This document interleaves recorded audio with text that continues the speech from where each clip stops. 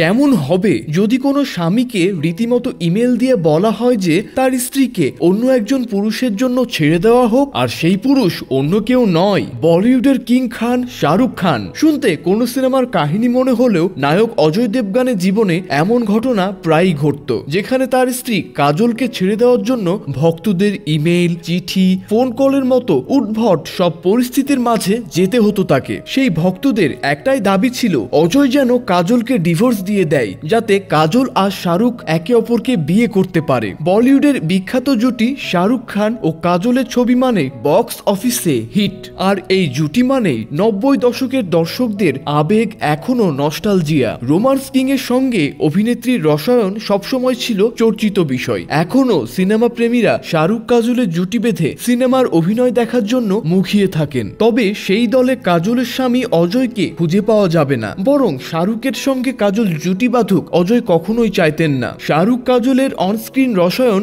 অফস্ক্রিনে অস্বস্তিতে ফেলেছিল অজয় দেবগানকে। আসলে তখন বলিউডে কান পাতলেই শোনা যেত শাহরুখ খানের সঙ্গে কাজলের জুটি, আর এই জুটি পাতা পছন্দ করতেন না অজয়। এর আগে শাহরুখ ও কাজল একটি ছবির প্রস্তাব গ্রহণের কথা ভাবছিলেন, সেই কারণে অজয় দেবগানের অনুমতি চাইলেন শাহরুখ খান, কিন্তু অজয় খালি হাতেই ফিরিয়ে দিয়েছিলেন কিং খানকে। যদিও অজয় জানিয়েছিলেন দর্শকদের শাহরুখ ও কাজলকে একসঙ্গে দেখতে পছন্দ করেন, কিন্তু সেটি কোথাও গিয়ে মানতে পারছিলেন না তিনি। ইন্ডাস্ট্রিতে বিবাহিত হওয়ার পরেও শাহরুখ কাজলের প্রেম নিয়েও ছিল জল্পনা, তাই এই বিষয়টি অজয় দেবগানকেও বিরক্তিতে ফেলেছিল। সে সময় সোশ্যাল মিডিয়া ছিল না, যোগাযোগের মাধ্যম বলতে ইমেল, চিঠি কিংবা সরাসরি টেলিফোন। সেখানেই অজয়ের কাছে একের পর এক বার্তা দিতেন শাহরুখ কাজলের ভক্তরা। কি থাকতো সেই বার্তায় জানলে চোখ কপালে উঠবে যে কারো। সেটি হলো অজয় কাজলের বিবাহ বিচ্ছেদ চাইতেন তারা। বিষয়টি অস্বস্তিতে ফেলেছিলেন অজয়কে। একদিকে স্ত্রীর সঙ্গে প্রক্রিয়ার গুঞ্জন, আরেকদিকে